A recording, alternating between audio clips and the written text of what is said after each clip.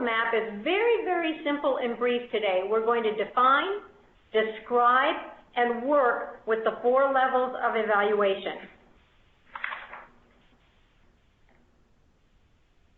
Prior to logging on to this webinar, the online introduction to introduce the purpose of evaluation.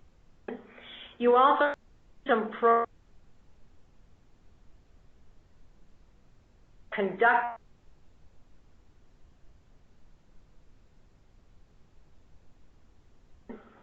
and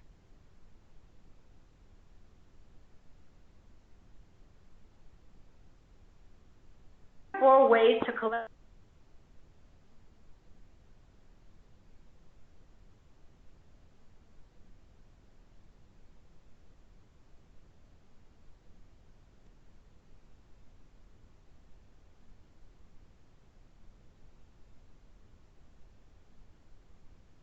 that either you have used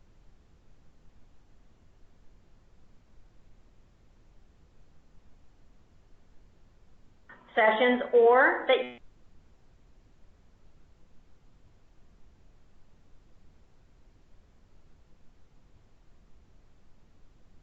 participant in a workshop that you've attended.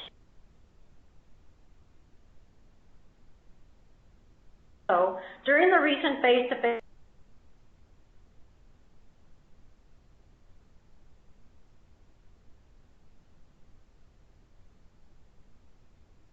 discuss the many pros and cons around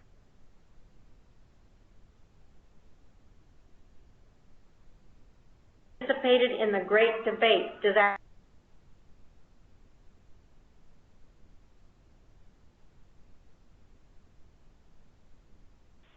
does the great debate with you all?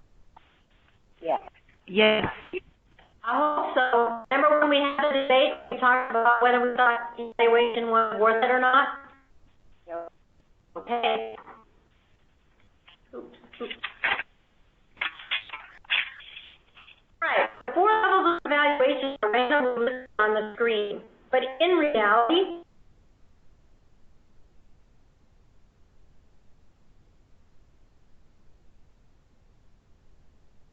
of these do you think is evaluation level 1?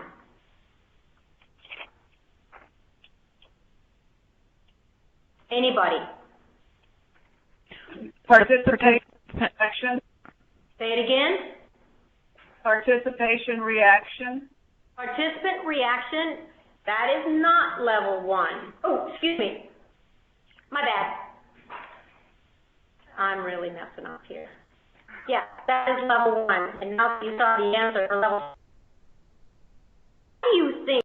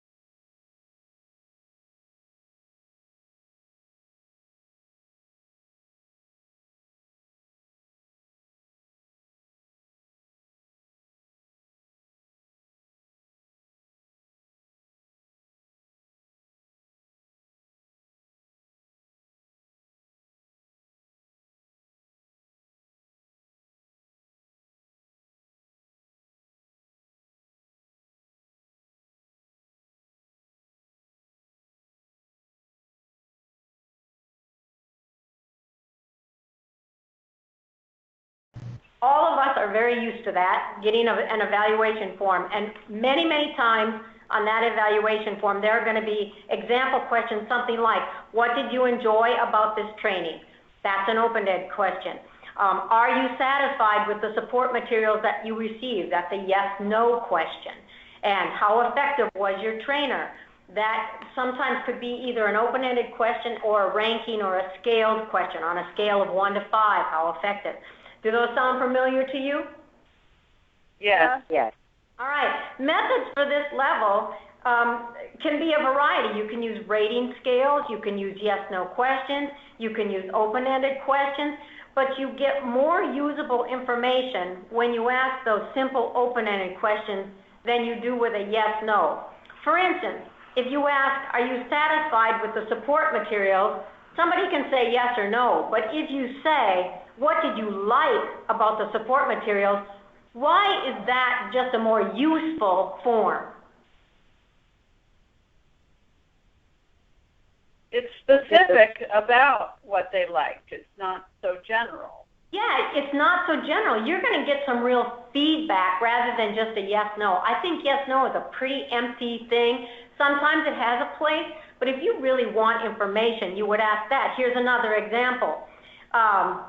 Did you enjoy the training session? Is a yes-no, but if you say, what did you enjoy about the training session, you're going to get much more specific feedback.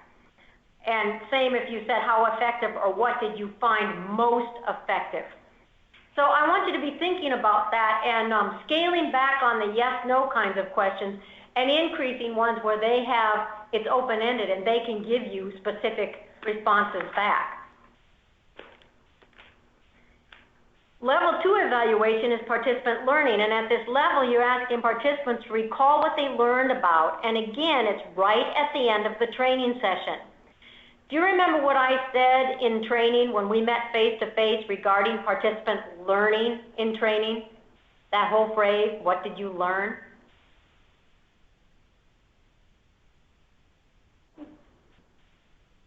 What did I say about that in training when we met face-to-face?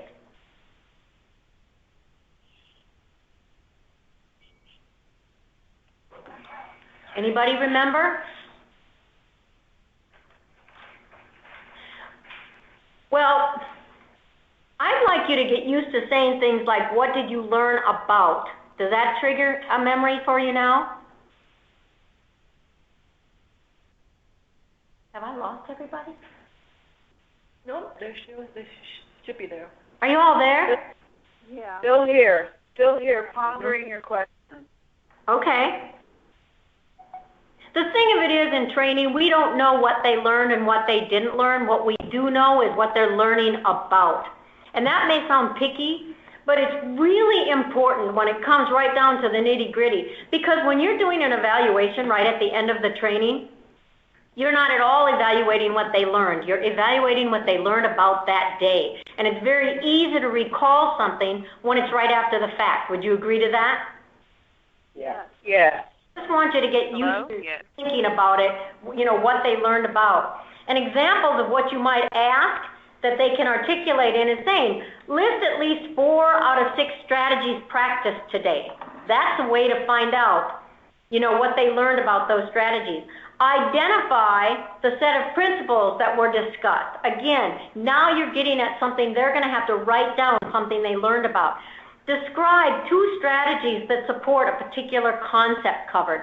Again, it's all depending on the information that you're covering, but what I want you to pay attention to is we're asking things like list, identify, describe, complete this post-training brief inventory. Those are things that help them and help you know when you're reading through these what struck them as they were going through the training, what stuck with them. Does that make sense? Yeah. Yeah. All right. So level 1 and level 2 evaluation is always done, or almost always, at the end of the training, right then and there, correct? Correct. Yes. And we're very, very familiar with that. So we don't have to spend too much more time on that. However, level 3 is the behavior change of the participant or the staff person that's attending this training.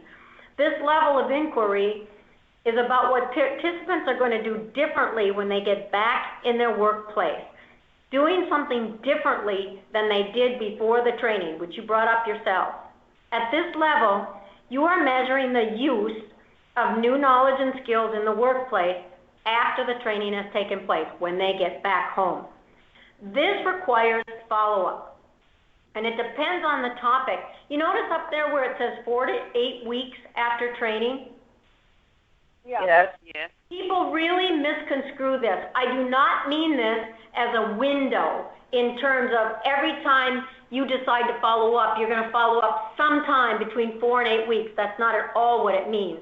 What it means is there are some topics, like the learning environment, literally I should be able to follow up with something like maybe adding better books to the learning environment 3 to 4 weeks after the training, and no further out than that, right? But if I've given a training on adult-child interaction strategies, well, they're going to need some time to practice, right? Yes, right. So I might not follow up until 6 weeks or 8 weeks after that training. I might want to give them a month and a half to really put it to work. But when you write back to me and you make a training plan and you say, I'll do follow-up 4 to 8 weeks after, no. You'll either do follow-up 4 weeks after, 6 weeks after, 7 weeks after. I don't care what it is, but you name an actual time, not a window of 4 to 8 weeks. That window is only up there for you to realize that behavior change, we should expect some kind of behavior change to take place after training, depending on the topic, somewhere in the ballpark of 1 month to 2 months after the training if they're practicing. Does that make sense? Yes. That's the window. But when you decide to do the follow-up, you're going to get very specific. In 6 weeks, I will. Okay? What is your follow-up? Like, what do you do as a follow-up? All right. You might do a pre and post list of materials. Let's say that you did a workshop on, better materials in the classroom for children. We could even get specific in the block area. All right? You would have them make a list of everything that they have in their block area before they come to the training. That would be a pre-training thing, okay? Something you'd maybe even do in the needs assessment, all right? And then 4 weeks or 3 weeks after the training, or, I'm just talking like the block area, the book area, or whatever. I want to come back and say, I may email them and say, I want you to make a list of everything that you have in your block area now. Can you measure the difference between list done in needs assessment and list done 4 weeks later after training? Yeah. Yeah. You can come up with percentages and everything. And then another example is a pre-post set of photos. That could be a learning environment thing. Again, that could be a materials thing. It really depends on what your topic is, right? But the bottom line is, maybe in the needs assessment, you say to them, I want you to take 8 photos of and then they're going to do some describing. And then 4 weeks or 5 weeks after training, you go back to them and say, in 5 weeks, you're going to get an email from me.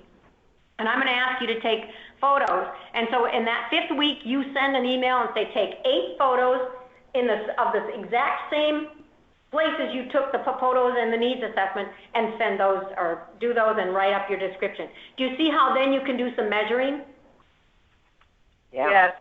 And then the last example that I have there is a pre and post timed observation narrative. And that again is something, some of those can be done, maybe it would be the first thing they did when they got to the training. Most often, folks, this is stuff you send out either along with the needs assessment or maybe just a couple days before training as a pre-assignment, okay?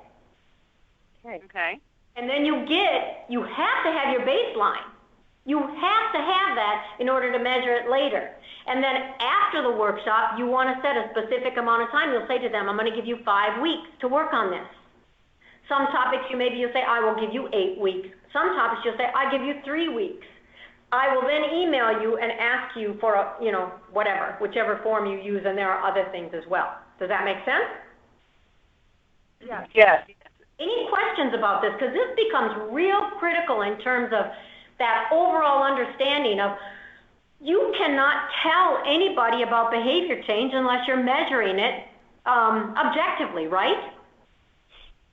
Correct. I've been to many trainings and I've never had this happen pre before. and post stuff to measure against.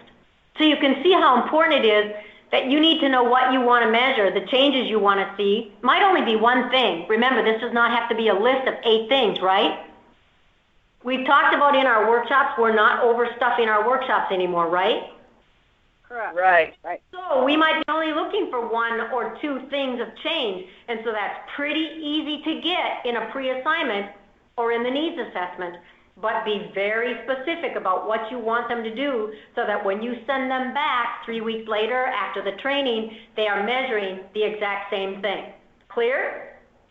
Clear. Yes. All right. If that's clear, then we're going to go on to level 4, which is results and impact.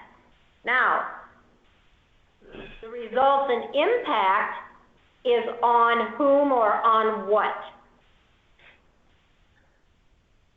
Children. The participants?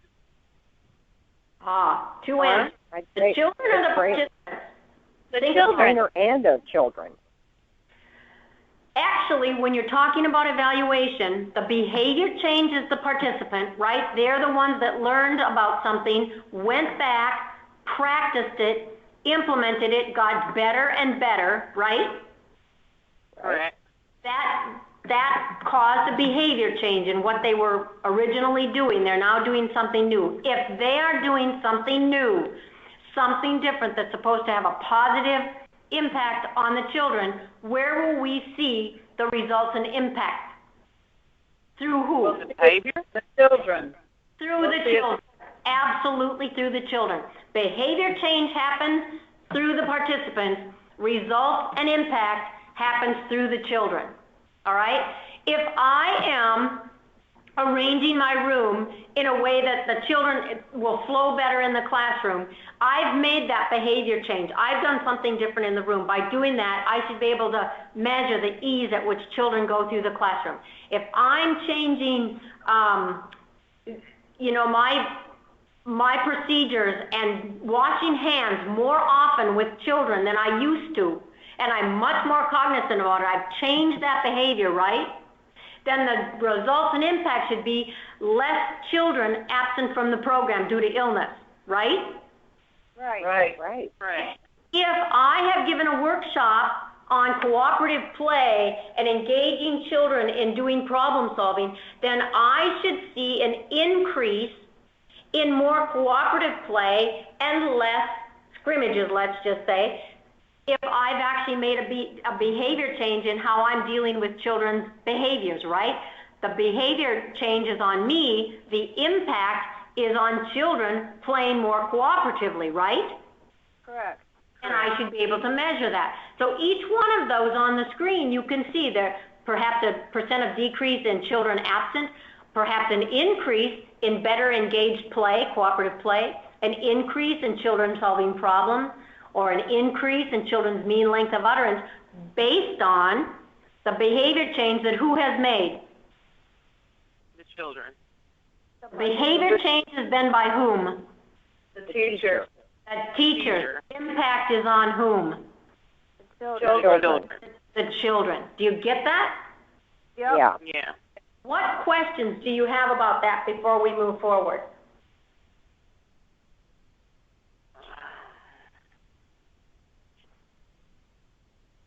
Is this something that's really utilized, Susan? It's not utilized like it should be, but by the time we're done with this today, what I hope you understand is if you can measure one thing based on your training, which you should be able to do, or why are you doing training in the first place, measure one thing, do a pre and a post, and you can go back to the staff and say you increased 8% on what you were doing prior to this training, and you can tell that to a director. How do you think they're going to respond to that? Wow. Yeah, wow. Do you think they're going to want you back? Yeah. Yeah, because you've approached it in a way that just, really makes them go, oh my God, we've made a difference. We've done something different, and it shows. And that's what we're after here. Is it being done? Not at all like it should be. You're right. Could it be being done? Much more than it is being done. And I want to make it a simple process so that you can walk away from this saying, I think I can do that. I can do it. It doesn't have to be overwhelming. And I can start gathering data for myself that says my training institutes change and results. Okay? Okay. Yes. Any other comments or questions? Yes or no? No. Okay, we're going to move on. You're going to have an opportunity now to experience some online polling with the activity that we're going to do. It is set up to give you an opportunity to read and or hear, if you're just on the phone, folks, you can enter into a question or an inquiry, and then identify the evaluation level of that question, okay? Okay. I've chosen 20 evaluation questions that have been submitted by FET participants. I am going to read them one at a time, and then you're going to decide what level of evaluation you think that question represents and enter your vote in the poll, either level 1, level 2, level 3, or level 4. Okay? Okay. Okay. Okay. All right, so here we go. And for those of you on the phone, again, this is when you might really want to go back tomorrow and view this, but that doesn't mean you can't answer it in your head, okay? And then we'll say the answer out loud, okay? Question number 1. If in an evaluation we're saying, list the current types and amounts of materials in the same areas you identified in the pre-training inventory, what level of evaluation is that?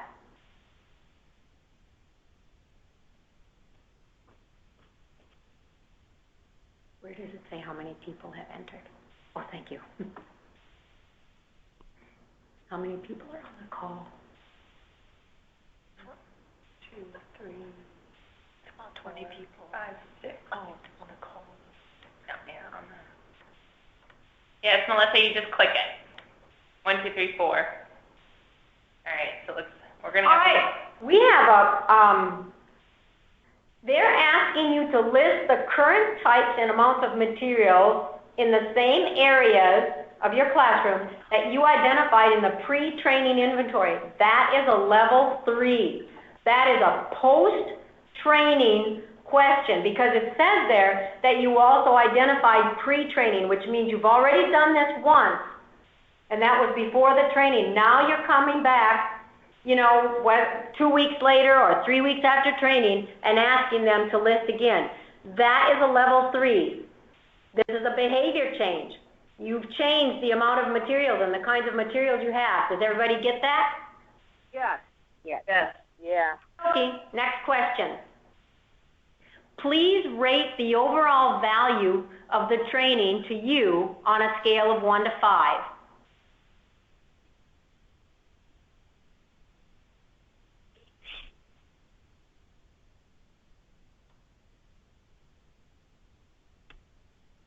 All right, this question is asking for what you think, and that is participant reaction, which is level 1. Okay? Next. Okay. What were 2 key learning points for you today?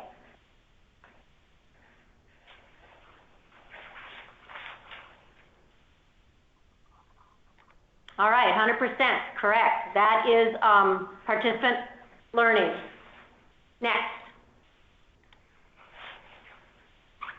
Was there enough time allowed for questions to be asked and answered?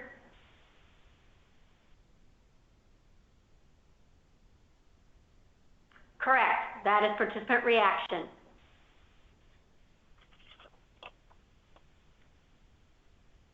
Write 3 open-ended questions you might ask a child while they are engaged in play.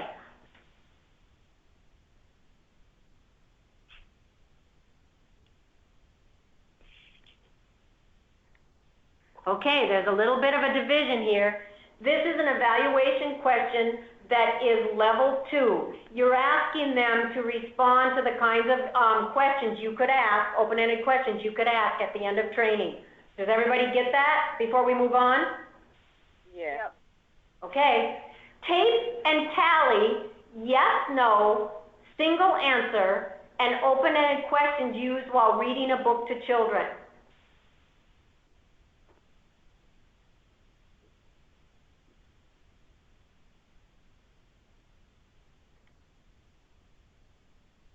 All right. That one is the change in behavior. What you're doing is gauging, you're tallying, you're getting data on the kinds of questions that they're asking children when they're reading books. And this is post-training, so that is change in behavior. Next. So what level is that? Questions, speak up, okay? On a scale of 1 to 5, rate the content knowledge displayed by the trainer.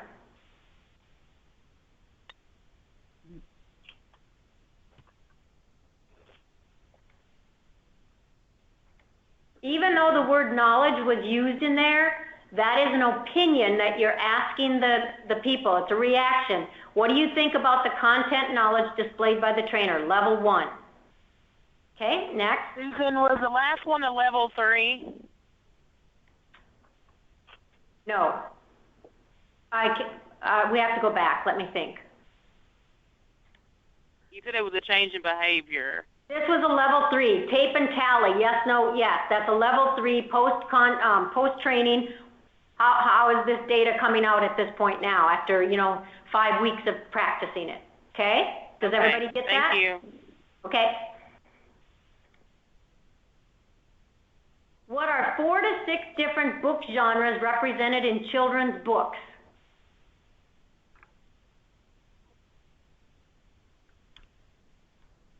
All right, this is participant learning, not reaction. They don't have reactions to genres, that's a given. And it isn't a post-training question. This is, can you name 4 to 6 different book genres as a result of this training? So that is participant learning, level 2.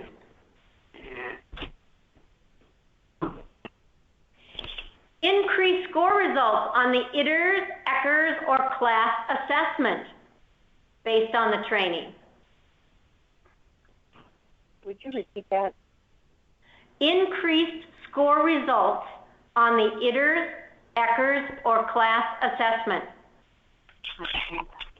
That is a level 4. That is results and impact. They've increased better on their ITERS, ECHRS, or class assessment. Absolutely. Next one. Was an appropriate amount of content covered during this training?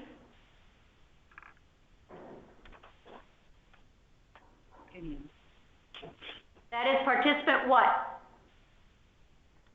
Reaction. Yep, you're just asking their opinion if they thought that there was an appropriate amount covered.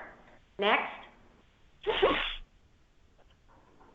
List the 3 steps an adult should use to introduce a child-initiated small group time.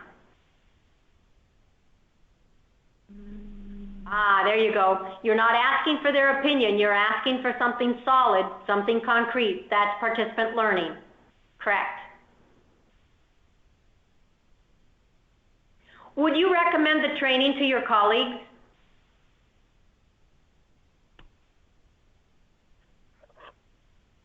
All right. That is participant opinion, and it's a level 1. Participant reaction, level 1. Was the pace of the training appropriate?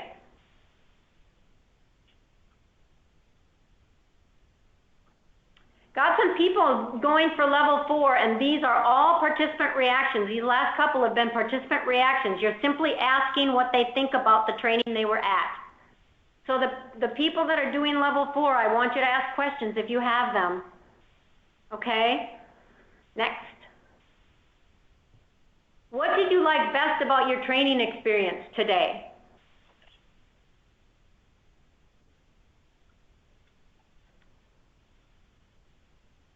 Okay, today is a cue right there. What did you like best about your training experience? That's right after the training, right at the end of the training, and they're asking your opinion. That's participant reaction. List the verbal support strategies that encourage adult-child interaction.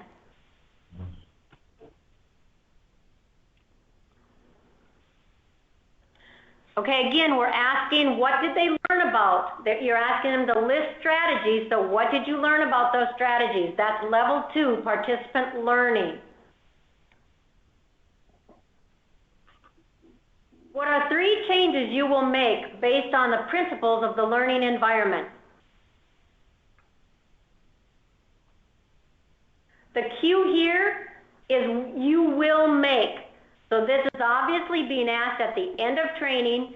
You're trying to get at the content you covered by saying to them, what changes will you make based on the principles of the learning environment? They can't make those changes without identifying some of those principles, and that's finding out what they learned. Participant learning, level 2.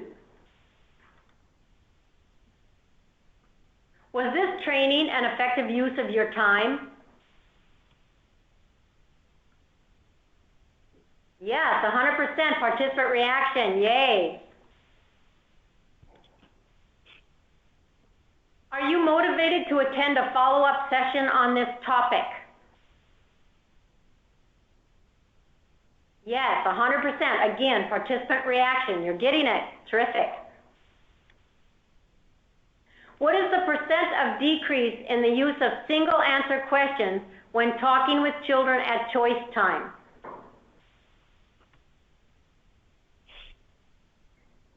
Okay, this is actually change in behavior because you're looking for the percent of decrease. Excuse me just a second, I'm looking at when talking with children. The use of single answer questions. So this is a behavior change on the part of the teacher. Are they using less single answer questions? Okay? Oh, and the percent of decrease, you're right. That's the result. The percent of decrease ends up being the result by using those questions. So results and impact is that is a question that's dealing with results and impact. You're going to get a percentage. So is it a 4 level? It would be level 4, yes. Is this the last one or second to last one? Okay. Describe the difference between verbal and nonverbal adult-child interaction strategies. Kind of have a split again. We're asking this at the end of training. We want them to be able to, I want to know if they can describe the difference between the two. We just spent, 2 or 3 hours talking about these two different things. And so this is end of training, adult learning. Is everybody clear on that? Yes. Yes. All right. Well, what did you think about that? That was helpful. Yeah, I liked it. I thought it was helpful. Yeah, I think hearing, similar questions over and over again until you kind of get in your head and you go, aha, that's what that means. You've seen those kinds of questions before, right? Right. It's just a matter of have I, put them where I need them? Do I understand the level of that question? Now I want to show you the results of the poll. This is just a visual thing. Those of you on the phone, you won't be able to see this, but listen to our conversation. What do these columns tell us? I just want you to visually look at it. Level 1 questions, level 2 questions, level 3 questions, and level 4 questions. These are all the questions you went through on the poll. What do these columns tell us? Most evaluations are level 1 and 2. Absolutely. Anybody else? What do they tell you? There's not often follow-up or not as much follow-up. Right? Okay, those are 2 absolutely on-target conclusions. We are very good at asking level 1 and level 2 questions. Agreed? Yes. Yes. We are not so great, but there is room for improvement to get to level 3 and level 4, which is going to be a huge part of my challenge to you. But let me ask this. Why do you think this happens? You're right in your analogy, but why do you, in your assessment of that, why does this happen? Why does it come out looking like this? Not everybody is funded to do it. Funding isn't the big thing here. It can play a part, but it's not why this is happening. Because if you want to market yourself And if you want to come back to a place, and if you want people to realize they are making changes and they are growing and they are doing stuff, and a director has gotten a return on their investment, you know, but why, budgeting aside, because that's not a major thing, why is this not happening? Or why is this happening and looking like this? Somebody else? Is it more comfortable to do? Yes. Or easier? Yeah. It's what we know better, it's easier, and it's more comfortable. We all know we should do an evaluation at the end of the training. We pretty much all know pretty much the kinds of questions we should be asking, but rarely do we take it beyond that. And rarely do we think about evaluation way back in the needs assessment or way back at a pre-assignment so that you have something to measure, right? Correct. Right. So I might ask you, based on these results, how new is level 3 and level 4 evaluation to most of you? Extremely new. Extremely new. How about somebody else? New?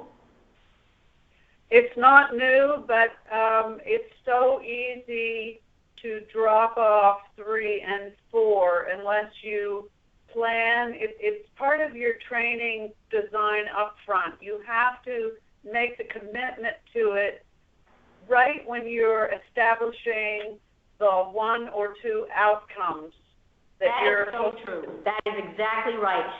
To some of you, this may not be new, but we let it drop off because we're not thinking about it, and that's why we've included it here, because it really is part of the entire training plan process, in the entire part of it. And it starts way back in the needs assessment and planning, and even a pre-assignment type of thing, so that you have something to measure against. So my next question to you is, each of these levels of evaluation is important, but of these 4 levels, which are most critical and why? 3 and 4. 3 and 4. 3 and 4. Does everybody on the call agree with that? I do, yeah.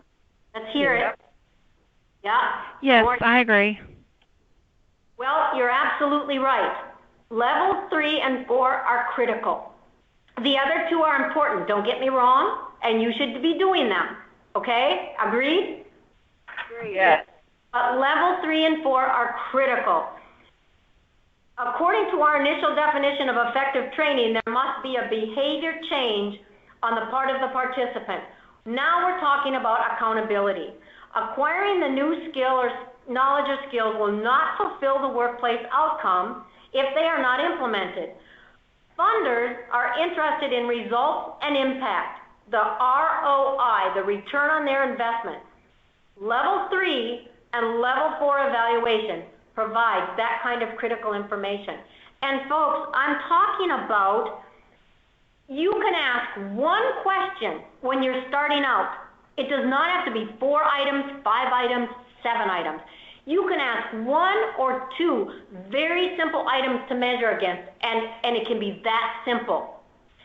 When a trainer can show the director and a staff a percent of improvement, change in behavior, even if it's only 8 or 10%, that beats having no facts, and it proves that your training made a difference. It motivates and inspires staff to keep working. And then you follow up by proving results and impact. Directors will be far more apt to ask you back to do more training, and they will be more apt to work with you in terms of following your direction and trusting your decisions. So I kind of want to end this whole idea by saying, if you say to somebody after you do go through all this and you say, okay, I'm going to try this level 3 and level 4, and you go to them and say, well, you increased 8%, or you say this, your staff has shown an overall increase in use of open-ended questions by 8% in just 2 months. What's your gut reaction? Wow. Wow. Yeah, I mean, we know 8% isn't a lot, but when you say your staff has shown an overall, that doesn't mean everybody did, but an overall increase in the use of open-ended questions by 8% in just 2 months. That is such a simple, concrete, but fabulous way to say you're doing something. And the training has made a difference. Now, on the other hand, if you just said, well, you improved about 8%, well, you see how you can skew that 8% to sound either fabulous or terrible? Yeah. And that's why level 3 and level 4 are so critical. One question, folks, one pre-question followed up by post-evaluation can start you out on a road to including these critical levels of evaluation and never to turn around again. Okay? Okay. Yes. Yep. Comments? Yes. All right. So let's just do a little bit of a review. What are the implications for trainers regarding planning for evaluation? All 4 levels of evaluation are very what? Important. You are correct. All right? What are the implications for trainers regarding planning for evaluation? All 4 levels of evaluation must be what? Planned. Planned. I heard a couple different things. What did I hear? Planned. Well, planned is the word. Some people have said practice, that they should be present, which are also correct, but you must plan for them. If you don't plan for them, what will happen? You won't They won't happen. That's right. Like everything else, if you don't plan for it, it's not going to happen. Okay? And again, well, let's go on here. Folks, let me go back because I want to summarize this a little bit. The good news is we are experienced and quite capable with level 1 and level 2 evaluation. You saw that by the chart, right? Yeah. Right. That means that the glass is half full for us. You are 50% accomplished already. Level 3 and level 4 evaluation are going to be a bit more challenging, and that's going to be my challenge to you. I want you to move past where you are and challenge yourself to include level 3 and level 4 evaluation. And you decide, is it going to be 4 weeks after the training? Is it going to be 8 weeks after the training? You don't have a window there. You have to pick a specific time, and that time span that you want to give them to implement is based on what?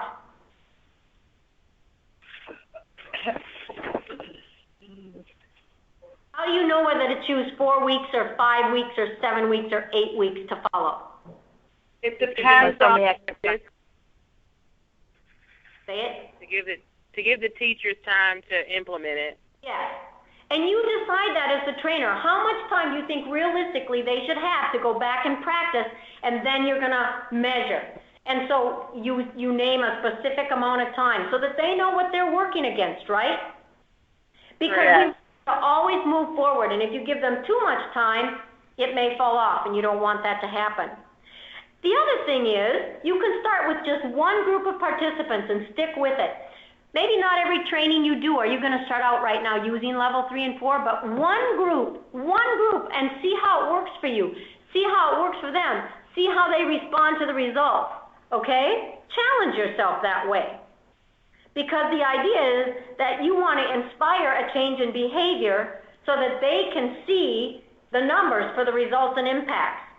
You want to be able to prove it. You can't just say, I provide good training, people do good things. You've got to have data to back it up. And as soon as you've got that proof, I'll tell you one thing, you've got that director in your back pocket. All right? Yes. All right. All right. Yes.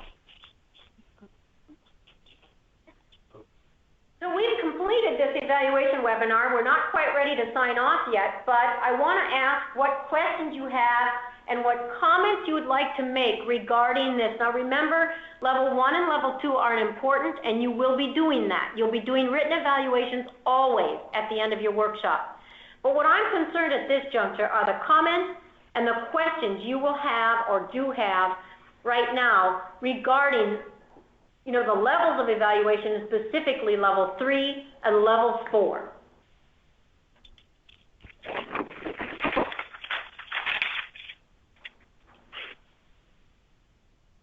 questions do you have? What comments would you like to make? Do you always have to have a pre and post if you're doing a level 3 or level 4 evaluation? Rule of thumb, I have to answer and say yes. You always have to have something to measure against.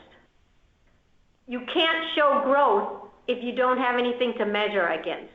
It can even be, and I wouldn't always use this, just like everything else, there are various strategies, right? You can list, you can do photos, you can do narratives, you can do observation, 3-minute observations.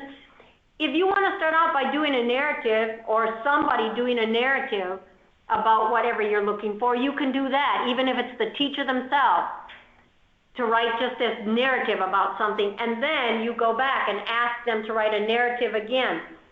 But it's got to be something you can measure against. Okay? Okay. All right. Lists, photos, descriptions, diagrams, narratives, timed observations, those are all strategies that you can use pre and post. And the better you get at it and the better the group is you're working with gets at it, they can do more specific, pre and post stuff. Okay? Okay. What other comments or questions? Anybody? Because you're going to be challenged. I'm really going to set this out there that I want you, those of you that are seasoned trainers, it's going to be tougher on you. You're not used to doing this, and I'm challenging you to say, start putting this in your training. Those of you that have never trained before, you're at the advantage. This is just something I'm saying you must include in your training. But in order to do that, I really want to, not that you can't ask questions afterwards and email me and I can help you come up with ideas and stuff like that. You know that. But right now, before we end this webinar, if there's anything kind of swimming around in your mind about it, I'd like you to ask, because if you're thinking about it, somebody else probably is as well. Hey, Susan, so if you are a level 1 or 2 trainer, can you do 3 and 4 evaluations? A level 1 trainer, no, but a level 2 trainer, yes. Okay. And then there was a couple other people. I'm just looking at the behavior change number 3. Is it the trainer's job to recognize the weakness in the teacher, or is this the teacher to recognize their own weaknesses? We're going to be talking about implementation plans. I think we did talk about that. When people do self-evaluations, that's one way. But when you set a teacher in motion with level 3 and you have them do some kind of whether it's photos, lists, narratives, all that, something like that, right? Right. When they are done and they put it into practice, and then let's say 5 weeks after training, you have them do that measurement again. All right? Yes. Yeah. Well, they may not know what exactly that means or how different it is.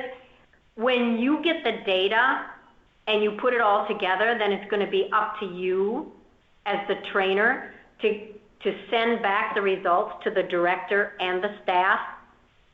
I feel very strongly about staff knowing about the results. It shouldn't just go to the director. I mean, great, the director gives them their kudos too, but it should also come from the trainer, because you're the one that's asked them, to make these changes, and they've done the work, so you need to let them know. If there are specific things when you get the data and you think you can help somebody by what you see on their data, to me that's follow-up, and that's very important.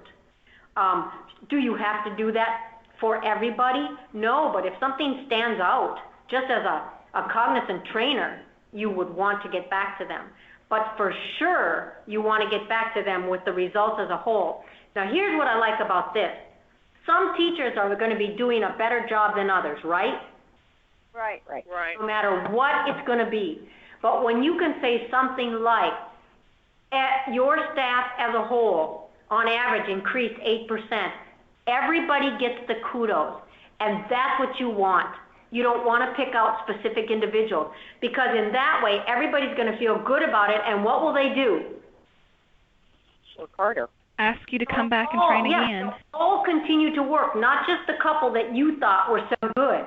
You want everybody to keep working forward. So you say, on the staff as a whole, you all increased 8%. Everybody's going to be feeling good about themselves, and they're going to keep working. Okay? All right, there's a question up here, including the level 2 and 3 are great for us for more than 2 reasons: to assess the change in behavior and impact, as well as an opportunity to continue the dialogue or answer. Absolutely, post-training. So all of that feeds into having that ongoing relationship with your participants that we all say we'd like to have. In reality, a lot of people don't get back to you, so that the few that do, that is a perk. That is a gift. I can't tell you how much I love that. And it doesn't happen that often. So when you can purposefully send out things like this, even like I said, if it's one item, then you'll have that ongoing feedback. People will know you're approachable. People will know they can email you. And even if only 1 or 2 people kind of keep this ongoing thing, then you're helping them grow and grow and grow. Okay? Yeah. Anybody else?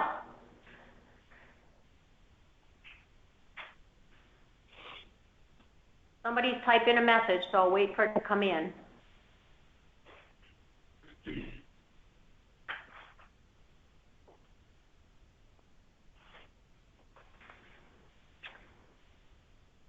So one question while I'm waiting, if somebody's typing something in, I'd just like to ask, after this webinar and sort of the lead into this, are you motivated? Are you more motivated now than you were before to consider level 3 and level 4 evaluation? I am. That's 1 person out of 20.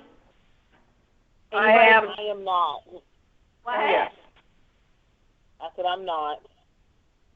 I would really like to work with you. Those of you that are interested, I want to work with you. And those of you that aren't, I really want to work with you too, because, as I said, you can ask one question and get it pre and get answers post, and you'll be able to give back data that talks about the value of your training and what you're doing with staff, and the value of their implementation and how they're growing. Okay? Okay. Yeah. I'm waiting on a couple messages before we sign off here. They're not coming in, are they? It says 2 people are typing. Yeah, I'm working on one. Okie doke.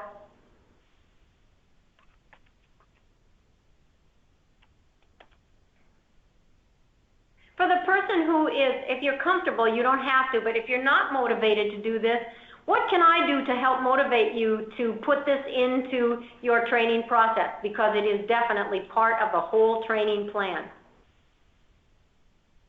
What else can we do from our end to help you feel more comfortable with this? I think for me, I just have to maybe practice it, because it just really isn't clicking like the level 1 and 2. They're just being more easier, effective, and less time consuming. They're easier, not necessarily more effective. So yeah, and it is new. I totally understand that. And that's okay. New and change is hard. So somebody said, I am not sure if I was involved as I should have been. Both levels are beneficial, especially as the measuring tool or tracks the effectiveness in implementing. Yeah, even if you're just listening and getting this out of it, the meat of it is going to come when you practice it. This is all in the abstract in a sense right now. Even though those questions came from you guys, they're your questions. Those are concrete. The notion of this is a little more abstract until you actually put it to work. I am totally motivated. I am now beginning on a new project with a new team in a school district, and now know that we must update our evaluation plan. Absolutely. Oh, and kudos to that. And all of you, I want you to start including this in your planning process. If you need help coming up with one item that you can do pre and post, please contact me so that we can get you going on this road and keep you in the ballpark where you're not just doing that evaluation at the end of training, but you're doing post-training, and you are measuring change in behavior, and you are able to give data about the results and impact, and so that the director knows that there's a return on their investment for hiring you as their trainer. So thank you very much for those comments. On that note, I would just like to say that following the completion of this webinar, you'll have an online assignment, and it's going to be an opportunity to practice writing level 3 and level 4 questions. That will be one practice, a start for you. It doesn't have to be the end-all, be-all. I will be here always, or for a long time, to help you move forward in this. And falling down and not writing very good questions is okay. You'll get better and better as you do it. Agreed? Agreed. Yes. Agreed. All right. Yes. Terrific. I want to thank you so much for your time, your attention, and your participation. I hope this is helpful, at least in this beginning stage, and we'll just continue to work on this. It's not, this is just the beginning, not the end. Okay? Okay. Thank you. All right. Terrific. Thanks. Thank you. Thank you for everybody adjusting to this new time.